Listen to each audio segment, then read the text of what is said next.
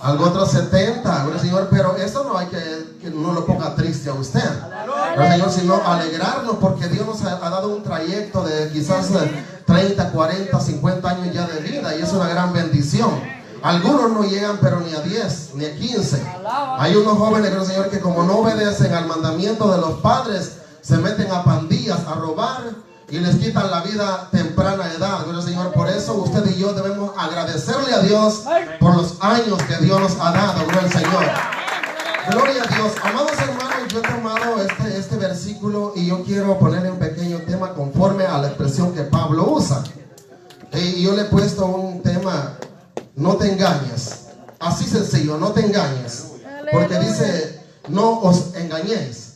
Tal vez los escritores, los señores, usaron esta palabra, sois o no os engañéis. Pero si podemos interpretarla, no nos engañemos, en pocas palabras. Y entonces yo le he puesto un tema: no te engañes, con el Señor, porque a Dios es por demás. A Dios no lo podemos engañar. Es como muchas veces el hijo, uno le da consejos a los jóvenes y los jóvenes ignoran el consejo del padre y ellos piensan que ya lo saben todo. Llegaron a 15 años y ellos se creen ya superiores, tienen una voz ronca y ellos piensan que con eso van a superar a los padres. Y el padre le está dando un consejo porque ya el padre ya pasó por esa etapa. Y entonces por eso el padre, porque ama también a su hijo, le da un consejo para que el día de mañana no fracase. Pero el joven lo cree que ya él es autosuficiente, que ya lo puede lograr solo y se engaña a sí mismo. Porque el padre, sin lugar a duda, le da un consejo porque sabe que en el proyecto, quizás cuando tenga 30, 50 años, el Señor, si no escucha consejos, no va a llegar a viejo. Por eso es muy importante escuchar consejos, pero como el joven no quiere experimentarlo con su propia vida, entonces cuando empieza a caminar solo, se da cuenta de que mete los pies en algún hoyo o en algún lugar donde en realidad, por no escuchar un consejo, hay grandes fracasos en la vida. Entonces solo se engaña prácticamente la persona que no escucha consejos. Así que, amados hermanos, no os engañéis, dijo el apóstol Pablo, inspirado por el Espíritu Santo, porque todo lo que el hombre sembrare, eso también segará. Ahora bien, amados hermanos, yo quiero usar algunos ejemplos, gloria al Señor, para poder nosotros entender lo que el apóstol Pablo está tratando de comunicarnos o hablarnos, gloria al Señor. Sin lugar a duda, los Gálatas era un grupo de cristianos que se dejaban bastante fascinar por predicadores modernos, porque en realidad el apóstol Pablo, cuando llega, el Señor llega presentando un evangelio de poder, de sanidad, de restauración, de poder, gloria al Señor. Y ellos creyeron al evangelio que Pablo predicaba, gloria al Señor. Pero pasaba el tiempo, gloria al Señor, y como que los Gálatas se dejaban fascinar por alguna otra doctrina. Si usted ve los contextos más históricos atrás de esto, dice la palabra del Señor que ellos se habían vuelto niños espirituales, que prácticamente habían dejado la verdadera palabra del Señor y habían seguido otras reglas humanas. Y el apóstol Pablo tuvo que muchas veces exhortar a los Gálatas insensatos, quien en realidad los ha fascinado. Y él decía muchas veces: estoy en realidad atónito o sorprendido que tan pronto os hayas alejado del que los llamó de las tinieblas a su luz admirable por seguir, dijo él, otro evangelio.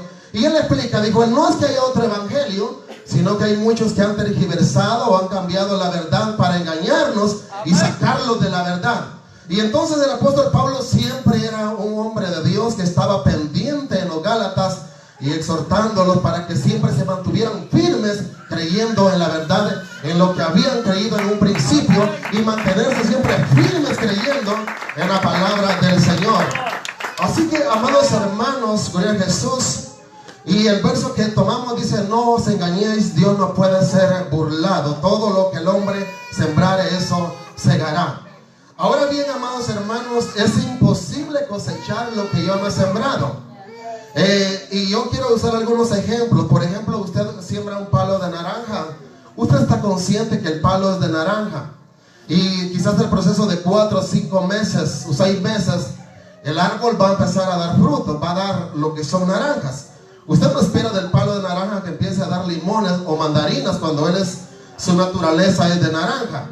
Cada árbol da su fruto conforme a su especie, conforme a su naturaleza.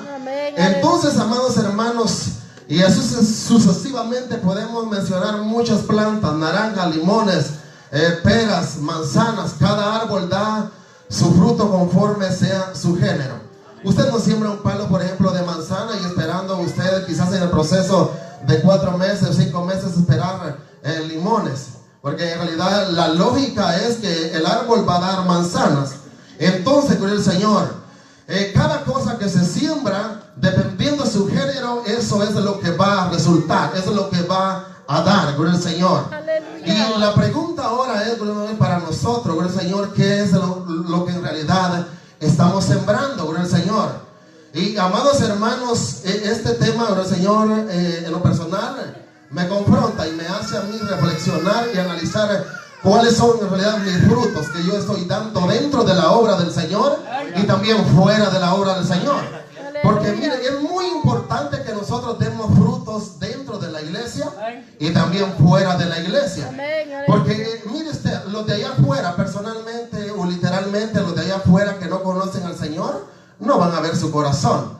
¿Sabe qué? Lo primero que ven allá afuera es mi conducta, ven mi vestuario, mi forma, cómo yo camino, cómo yo hablo. Y entonces toda la gente que no conoce al Señor, lo primero que ven en el hermano es, empiezan a verlo de los pies a la cabeza. Yo cuando voy a evangelizar y uno ve a los amigos, por ejemplo, y empiezan a verlo a uno de los pies a la cabeza. Y empiezan a examinarlo y también a ver su vocabulario. Y entonces inmediatamente el espíritu lógico dice que da testimonio de nosotros, de quién en realidad somos.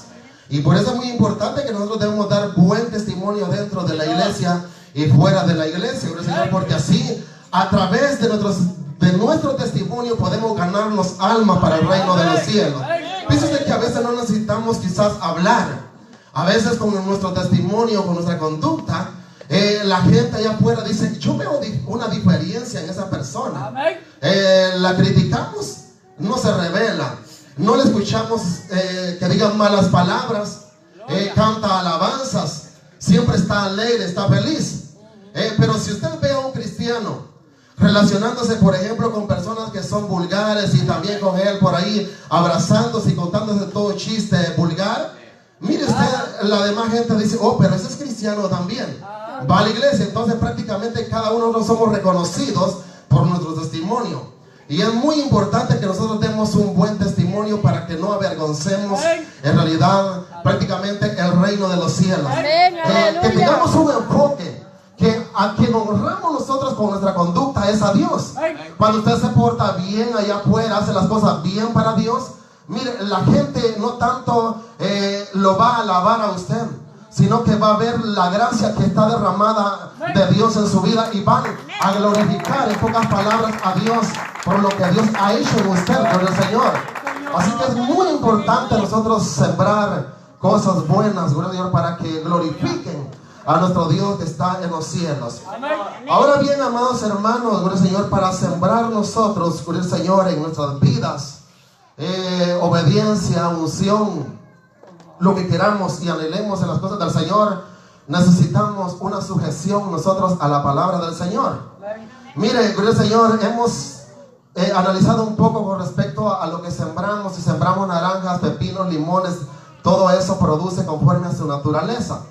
Ahora bien, pero si yo como cristiano, gloria al Señor, quiero recibir la unción, por ejemplo, del Espíritu Santo, pero no oro, ¿cómo puedo yo recibir o cosechar, en pocas palabras, lo que yo no he sembrado? Es imposible. Mire, yo quiero adentrarme en esta parte, gloria al Señor, porque sin lugar a duda todos estamos conscientes que la oración produce fuerza, produce la unción del Espíritu Santo cuando nos sujetamos, buscamos el rostro de Dios. Pero la pregunta es, gloria al Señor, ¿por qué en realidad nos cuesta orar? Esa es la pregunta, porque en la oración quizás todos cantemos media hora. Algunos nos encanta cantar quizás más. A mí me encanta, si yo me pongo a cantar aquí, yo paso 2 horas cantando y sigo cantando. La verdad que me encanta cantarle a Dios, pero tengo que tomar un límite y saber dejarme guiar por el Espíritu Santo. Tal vez yo puedo estar sintiendo y tal vez usted ya está enojado estar allá. Así que el Señor, tengo que ser prudente también, el Señor, y dejar que Dios trate conforme lo que Él quiera hacer, el Señor. Pero en mi casa yo puedo cantar 1 hora y no hay problema, el Señor. Pero en la oración, la pregunta es en la oración. La oración es una arma poderosa que Dios ha dejado a todos los cristianos. Pero es la que menos quizás ejecutamos. Dice que podemos orar quizás, yo no sé, 5 minutos. Mire, una anciana hace mucho tiempo decía que ella para dormir, lo primero que hacía ella cuando no tenía sueño, leer la Biblia. Porque decía ella, cuando yo leo la Biblia, yo puedo estar bien viendo la novela, decía ella, viendo la televisión. Pero cuando agarro la Biblia, empieza a dar un sueño hacia ella, y eso la usaba ella para dormir. Pero la Biblia no es para dormir.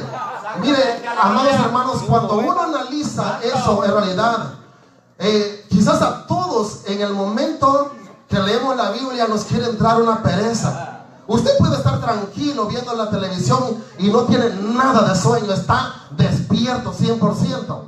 Pero usted lee la Biblia y empieza a bostezar, a abrir la boca, y yo no sé, quizás a muchos Dios nos esté hablando, bueno, Señor, pero yo le voy a decir algo. Hay una fuerza maligna satánica que esa se interpone para que usted no lea la Biblia. Y inmediatamente cuando usted abre la Biblia, ¿qué es lo primero que el enemigo hace? Poner cansancio, poner sueño, para que usted no se edifique, para que usted no se llene por medio de la palabra del Señor. Y si usted, imagínese, a 2 minutos leyendo la Biblia le da ese sueño, dice, no puedo, estoy cansado, mejor mañana, y ¡pum!, la cierra. Entonces quien obtuvo la victoria fue el enemigo. Usted no fue edificado, Dios no le habló, porque en realidad no dejó que Dios le hablara a través de esa lectura bíblica. Entonces, amados hermanos, cuando experimentamos estas partes y las podemos vencer por medio de la oración.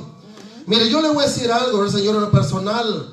Esto le cuento porque todos, sin lugar a duda, todos, pastores, evangelistas, diáconos, por más que Dios lo use, siempre tenemos una lucha, dijo el apóstol Pablo, no contra sangre ni carne, sino contra principados, contra potestades, contra los gobernadores de las tinieblas. Y téngalo por seguro que cada vez que usted sea un pastor, un evangelista, un miembro, quizás en plena comunión o esté en observación, pero todos en general somos atacados por fuerzas malignas que siempre se van a interponer para que usted no ore, para que usted no lea la Biblia, para que usted no ayune. Y todas esas armas o desánimos el enemigo las pone para que usted no se fortalezca. Pero cuando usted, amados hermanos, toma una disciplina, bueno, Señor, y vencemos a la carne por medio del Espíritu y empezamos a dedicarle, amados hermanos, 5 minutos, 10 minutos, 20 minutos, 30 minutos, 40, 50, 60, hasta que llegamos a 1 hora. Mire usted, conforme usted vaya educando y sujetando la carne al Espíritu, téngalo por seguro usted que va a lograr un gran éxito espiritual, donde en realidad vamos prácticamente a domar la carne y la vamos a sujetar 100% a la presencia del Señor. Ahora bien, quizás lo que he planteado, el Señor, lo estemos entendiendo. A la práctica, el Señor, no sé cuántos la ejecutemos. La verdad es que la oración, cuando nosotros oramos, mire usted, a veces cuando lo hacemos en el sentir de la carne, no sentimos nada. Podemos orar 5 minutos y yo siempre, Dios mío, digo yo, a veces me pongo a orar, y no solo acá, en mi apartamento, y ya tengo 5 minutos. Y está pasando un montón de pensamientos, cansancio, el trabajo de mañana y un montón de cosas y no me puedo concentrar. Y yo no sé, pero quizás a todos nos ha pasado y a veces nos preguntamos, pero ¿por qué ahora que estoy orando se me atraviesa pensando cuántos miles voy a ganar? ¿Por qué ahora que estoy orándole a Dios me está presentando esta enfermedad o este recuerdo? Y es que en realidad tenemos una lucha, amados hermanos, terrible. Y en realidad es que si no la sabemos dominar, si no lo sabemos doblegar, téngalo por seguro que usted a los 6 minutos, si es mucho, yo no sé si usted lo ha contado, pero mire usted, a veces 1 minuto se vuelve una eternidad. A veces estamos orando y miramos el reloj y ya sentimos que tenemos horas de estar en el altar, pero han sido 5 minutos. Una dureza y no fluye absolutamente. Sentimos cansancio, sentimos que nos sentimos ahogar y no sentimos una libertad, pero en realidad todavía no hemos sentido una liberación que el Espíritu Santo ha hecho en nosotros. Y es muy importante que nosotros en realidad, si queremos sentir la unción del poder del Espíritu Santo, entonces sembremos más la oración. Y si queremos sentir más la unción, entonces ayunemos más. Y verá usted que la gloria de Dios se va a manifestar en su vida. Dios va a resolver los problemas, gloria al Señor, a través cuando usted empiece a hacer todas estas cosas constante en la oración, como dijo el apóstol Pablo, gloria al Señor. Si no somos constantes, gloria al Señor, entonces vamos a flaquear, gloria al Señor. Mire, yo le quiero decir algo, gloria al Señor, con respecto a lo que sembramos. Mire usted, en algunas iglesias, gloria al Señor, con respecto a la santidad, en algunos lugares ya no se practica, gloria al Señor, ya no se habla, porque la santidad es un tema para algunos lugares que se ha vuelto hasta pecado hablarlos, porque algunos tienen miedo a incomodar el pecado. Y en realidad es que el pecado, amados hermanos, no es miedo señalarlo y decir fuera, porque el pecado en realidad es el único que separa prácticamente al hombre de la gracia del Señor. No la podemos abrazar, no la podemos consentir, porque si la consentimos, entonces ella nos abraza y nos destruye.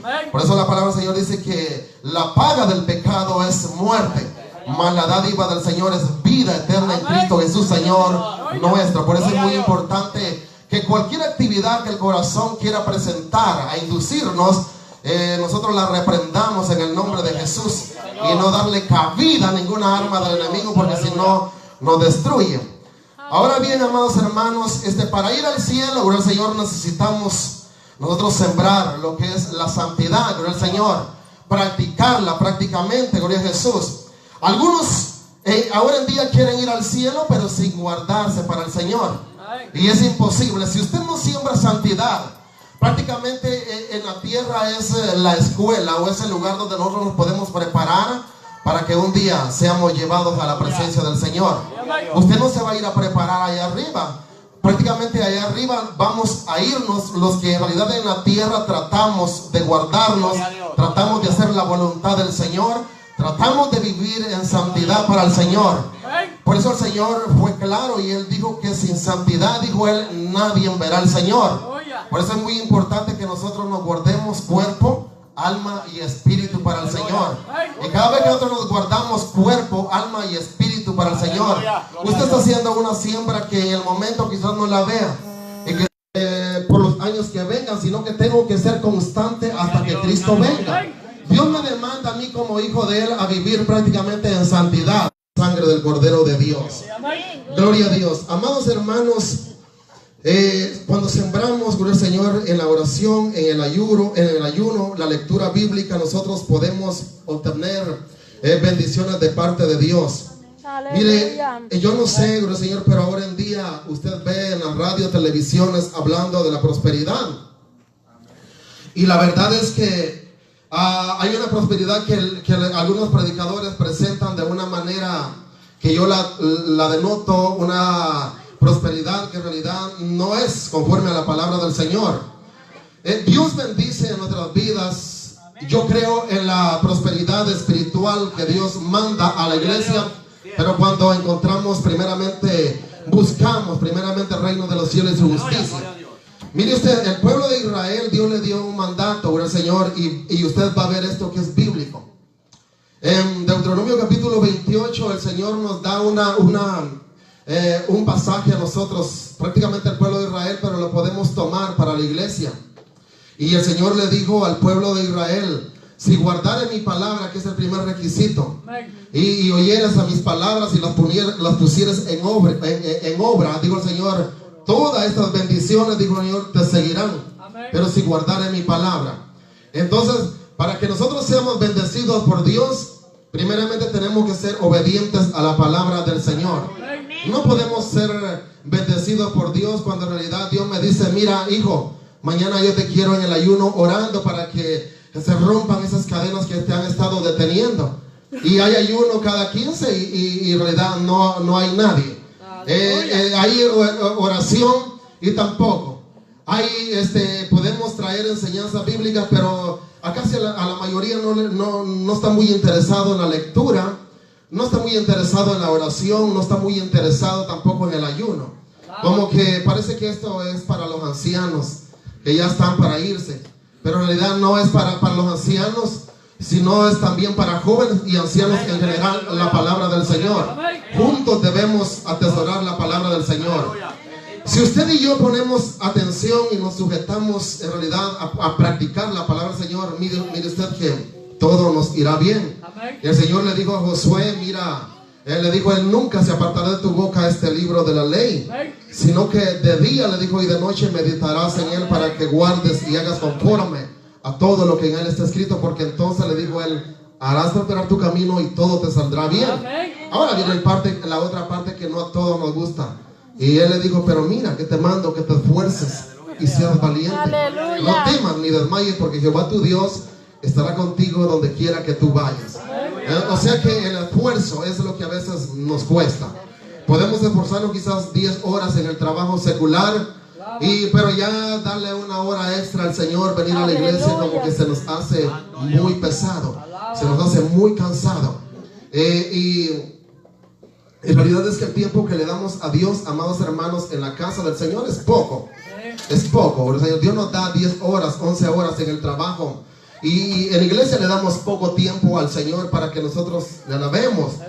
Y es más, el Señor nada más usamos 30 minutos para que Dios nos hable por medio de su palabra. La demás parte la usamos nosotros a veces hablando o cantando, ¿verdad, Señor?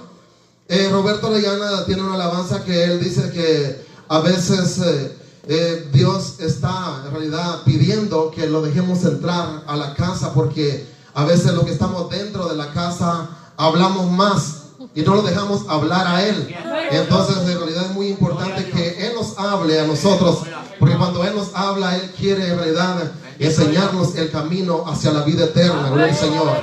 Así que, amados hermanos, sembremos en la oración, sembremos en el ayuno, sembremos en la lectura bíblica.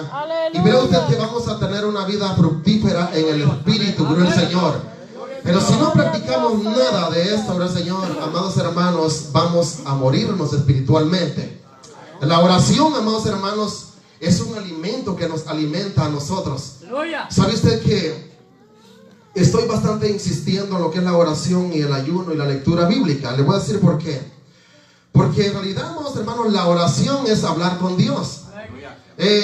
Cuando usted prácticamente se dedica, mire, yo le voy a insistir en esto, pero le voy a decir algo. No solo venga a la iglesia aquí a orar, ore en su casa. Si usted, por ejemplo, viene a la iglesia, pero solamente ora 2 minutos, no es que se los tenga contados, ni que usted me los cuente a mí, por Señor. Pero le voy a decir algo. Contestémonos esta pregunta, yo le voy a decir algo. Porque a mí ya me ha pasado y yo le voy a decir, ¿qué siente usted con 2 minutos de oración? Nada. 5 minutos, nada. Quizás podamos leer un poco un contexto histórico de la Biblia. Y el Señor, cuando fue a orar, por ejemplo, y se llevó a sus discípulos que se quedaron dormidos, y vino la primera vez y los despertó, estaban bien dormidos. Segunda vez igual. Por tercera vez los despertó. Y el Señor les dijo, no habéis orado ni tan siquiera 1 hora. Un predicador decía que lo mínimo que un cristiano debería orar debería ser 1 hora. Basado a la expresión que Jesús dijo, no habéis orado conmigo ni tan siquiera 1 hora. Y dijo el Señor, porque la oración, dijo el Señor, es la que en realidad nos fortalece para que no entréis en tentación, dijo el Señor. Hay que la oración a nosotros prácticamente nos fortalece y nos evita, en pocas palabras, que nos metamos allá a la tía Pancha.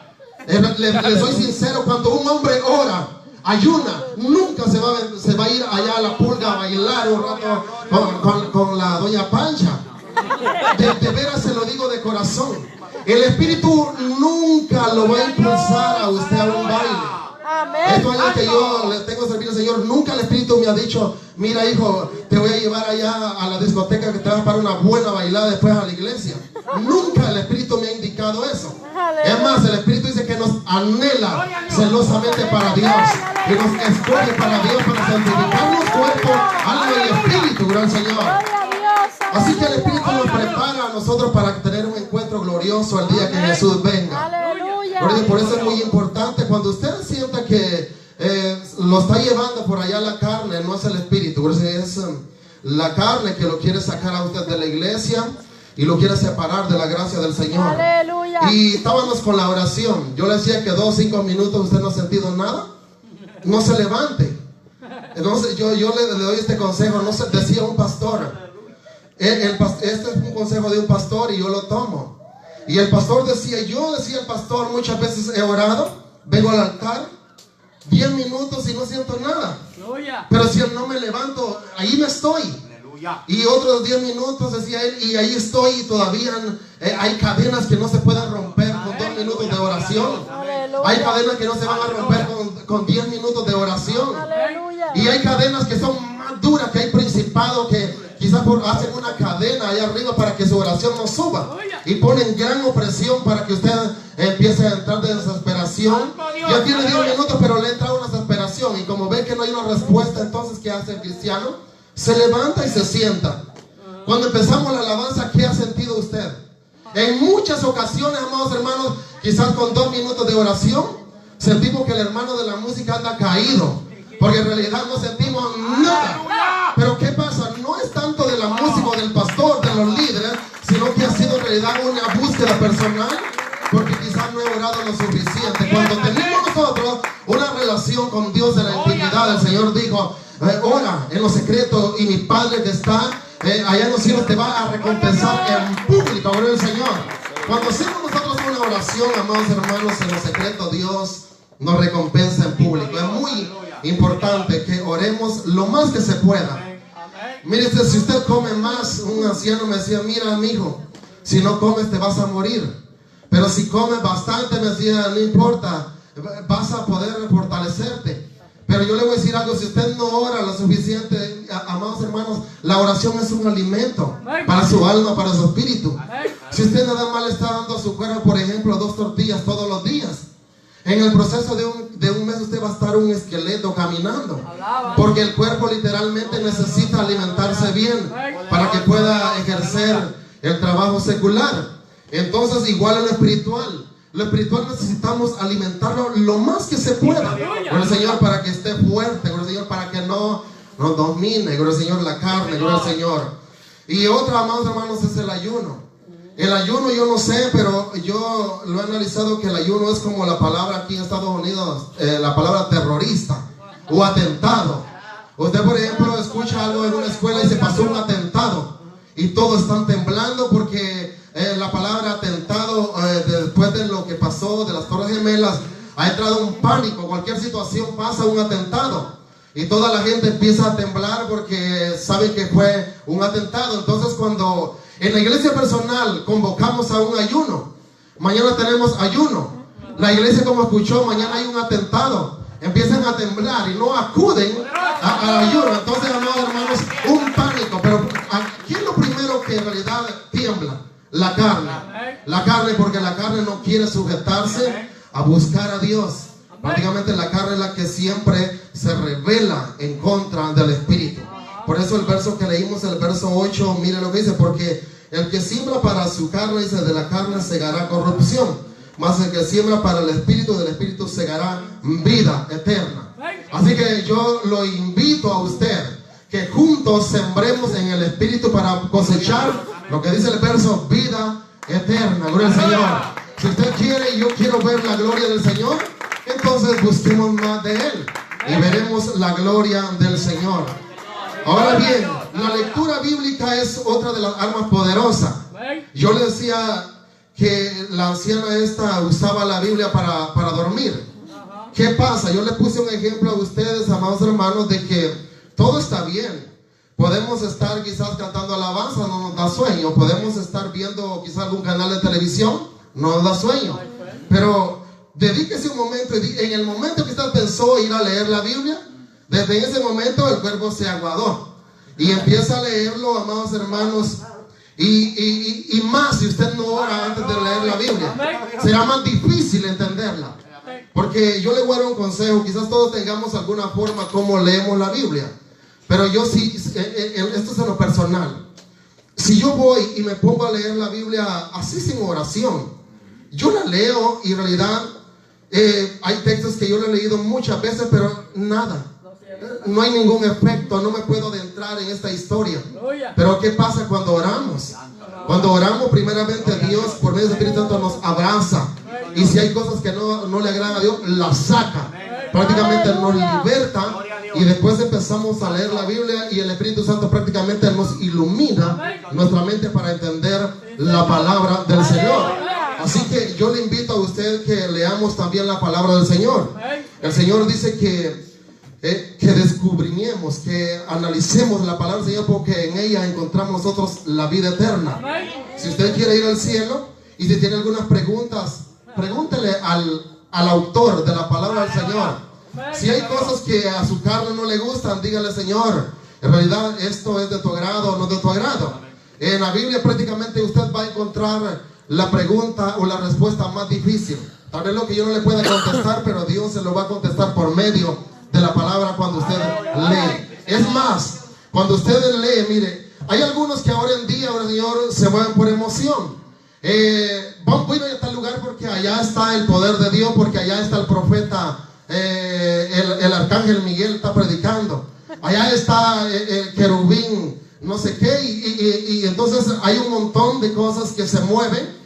Y entonces, mire, amados hermanos, si usted quiere que Dios le hable, muy sencillo, yo le invito a que lea la palabra del Señor.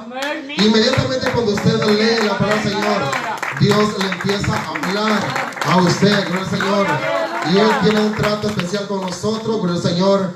Así que no le tenga miedo a la palabra del Señor, atesorémosla en el corazón, porque mire, yo he pensado algo y nadie me lo ha dicho, pero yo estoy seguro que un día en el cielo, dice la Biblia que hay libros que se van a abrir. Está el libro de la vida, está el libro de las obras, y está el libro de las acciones, de lo bueno y lo malo. Y mire, yo le voy a decir algo. En aquel día, el libro que yo pienso que nos va a juzgar será la palabra de Dios. Porque la Biblia es inspirada por el Espíritu Santo, es el libro que Dios dejó para la iglesia. Y mire, la palabra de Dios es viva y eficaz. Es más cortante que toda espada de doble filo. Y ella prácticamente dice que todo lo que está en la palabra del Señor se va a cumplir al pie de la letra. Y todo se está cumpliendo por el Señor.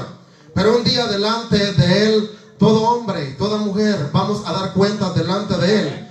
Y todos vamos a ser juzgados conforme a nuestras obras. Y sin lugar a duda, la palabra del Señor va a ser usada para hacernos ver que la palabra de Dios fue escrita para que nosotros practiquemos su verdad, su justicia.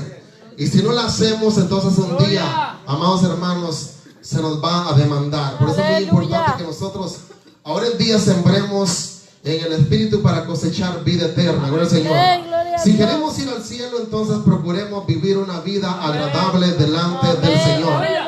No encuentro otro método, no encuentro otro libro que en realidad a mí me indique cómo llegar al cielo más que la Biblia. Amén. La Biblia es el libro perfecto prácticamente que me enseña a mí el camino, la verdad y la vida. Y el Señor dijo: nadie va al Padre sino por medio de mí, dijo Jesús. Así que si usted quiere ir al cielo, yo quiero ir al cielo, solamente debemos ser obedientes a esta palabra y verá que vamos a obtener vida eterna. Gloria al Señor. Así que mi anhelo y mi deseo es que todos los que estamos aquí, amados hermanos, no nos quedemos. Que el día que Jesús venga nos vayamos, los niños y todos, amados hermanos, porque va a ser lamentable. Va a ser lamentable, amados hermanos, que estemos quizás 20 años. Y imagínense usted el día que Cristo venga a quedarme, en realidad, porque nunca obedecí a la palabra del Señor.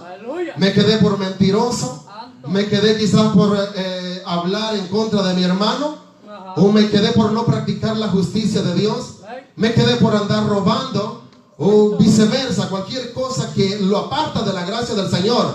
Debemos desechar prácticamente todo lo que no le agrada al Señor para poder nosotros irnos en aquel día que Cristo venga. Amados hermanos, yo los animo en el nombre de Jesús que sigamos adelante. No es fácil este camino, es muy duro, pero con la ayuda del Señor podemos nosotros escalar y llegar hasta la meta final. Ahora el Señor, quizás, amados hermanos, esta reflexión la analice usted y yo voy a terminar con esto. Ahora el Señor, mire, hace muchos años cuando yo era un niño, ¿y por qué puse este tema? No te engañes, porque muchas veces nosotros tratamos quizás de engañar a los padres cuando somos niños, o tratamos quizás de engañar al pastor o a los líderes, y a veces no entramos más allá de que hay un ojo en el cielo que nos está viendo. Amén, cuando yo era niño, amados hermanos, yo quería ser millonario, yo quería ser billetudo como es en el país, y entonces la única forma que se me hizo más fácil fue robarle a mi mamá. Mi mamá tenía un negocio y entonces de esa manera yo llegaba todos los días que mi mamá sabía dónde ponía su dinero. Y mire, yo le voy a decir algo. El enemigo es bien astuto, lo va atrapando a uno en cosas pequeñas que a veces uno dice, esto no creo que sea malo, esto no creo que sea pecado. Mire, es astuto el enemigo cuando uno viene a sentir está bien enlazado con él. Y yo me recuerdo que cuando empecé a robarle a mi mamá eran 25 centavos. Y 25 centavos, decía yo, no es nada. Es algo pequeño, no va a notar. Así que se lo robé y por ahí me lo fui embolsando. Y como yo sentía en mi corazón que era algo pequeñito, dije yo, no, es muy poco. Ya fui escalando de nivel. Le robé 50 centavos. Y todavía dije, no, todavía 50 es muy poco. Así que necesito todavía más. Y fui escalando de niveles de ladronismo, de robarle a mi mamá. Y ya fueron 75 centavos, pero todavía ese yo es muy poco. Así que hasta que llegué a alcanzar un nivel de robarle un quetzal, que en Guatemala son quetzales, entonces y todavía fue muy poco. Pero para ese proceso, y no estoy hablando de procesos que ya tenía 2 meses de estar haciendo eso. Prácticamente en 2 meses ya me había robado ahí un quetzal, pero empecé de algo pequeño. Pero el enemigo es bien astuto. Me hacía sentir que no era nada. Y tenía que hacerlo más. Entonces fui, amado, escalando 2, 3, para no ser larga la historia, hasta que llegué a robarle 5. Y no crea, en la casa yo miraba los movimientos de mi mamá y mi papá y decía, algo está pasando aquí, decía mi mamá cuando llegaba, porque dejo el dinero aquí y desaparece. Decía mi mamá, no sé qué pasa. Y como éramos 10 hermanos, entre los 10 yo me escondía y decía yo, entre todos no va a notar quién es. Y entonces, hermano, ya me robé 5 y entonces ya empezó a entrar en mi corazón algo que me decía, ya es bastante. Pero decía yo, no, tengo que seguir ahorrando más. Y entonces empecé a robar más y más, hasta que llegué a robar 10 quetzales a mi mamá. Y entonces, cuando ya le robé los 10, ellos empezaron ya a poner el bote de billete, como dicen, en lo alto. Pero yo buscaba una silla y me subía para bajarlo de arriba. Y entonces ellos empezaron a notar que alguien de los más grandes estaba allá. Yo sé que ya no los estaba echando a la bolsa. Alguien ya estaba, mis padres no eran tontitos, como dicen, estaban ya sospechando de mí. Y entonces, el último día que le robé a mis padres, yo me recuerdo que había una palma muy grande cerca de mi casa. Y entonces, todos los días que yo robaba, yo iba todos los días a ver allá al banco de la palma, le llamaba, porque allá debajo de la palma yo tenía el billete que lo robaba a mis padres. Y entonces yo iba debajo de una tapa de las ramas que tiene la palma. Ahí tenía el billullo, el billete. Entonces yo llegaba y decía, aquí estás, decía yo, siempre hablando con el dinero. No te has ido. Entonces, y cada vez le llevaba más. Estaba ahorrando más, pero de lo que le robaba a mis padres. Y sabe usted, el último día que yo fui, que llevaba 10 quetzales, los deposité. Y ya otro día que estaba esperando para sacar más. Pero ese día mi mamá tomó una idea, dijo, ya no más dinero aquí. Ya no buscaron otra forma, mejor echarse una bolsa de su delantal y no más. Ya no hubo otra forma de robarle. Entonces, como no hubo cómo hacerlo, entonces fui ese día a ver el dinero que había robado. Y cuando llego, amados hermanos, debajo de la palma, me pasó a mí una historia que en realidad no fue agradable. Cuando yo llego a ese lugar, amados hermanos, una rata por ahí andaba embarazada. Y el mismo dinero, que eran como 50, que ya le había robado a mi mamá, que para mí era 1.000.000, ya prácticamente para mí ese dinero. Cuando yo llego, la rata, todo el dinero lo hizo pedazos y hizo un nido. Y aparte de eso extra dejó ahí las crías. Dio a luz 4 ratoncitos, hizo un nido. Y cuando yo llego y levanto y veo aquellos animales pelones, feos, y me sacan un grito. Y en ese mismo momento, cuando yo veo el dinero, amados hermanos, que le había robado a mis padres, la rata lo hizo pedazos. Y allí aprendí una lección, que todo lo que uno siembra en realidad, amados hermanos, eso cosecha. Yo ni disfruté lo que le había robado a mi mamá, porque en realidad fue un dinero que yo se lo robé y en realidad ni lo disfruté. Y Dios me dio una gran lección. Por eso aprendamos que todo lo que nosotros sembramos en esta vida vamos a cosechar. Si usted siembra cosas buenas, tenga seguro que Dios le va a dar a usted cosas buenas también. Así que Dios me les bendiga, amados hermanos. Sigamos adelante. Yo voy a dar el tiempo con nuestro pastor. Y sigamos adelante, que Cristo muy pronto viene a llevarnos, por el Señor. Dios me les bendiga.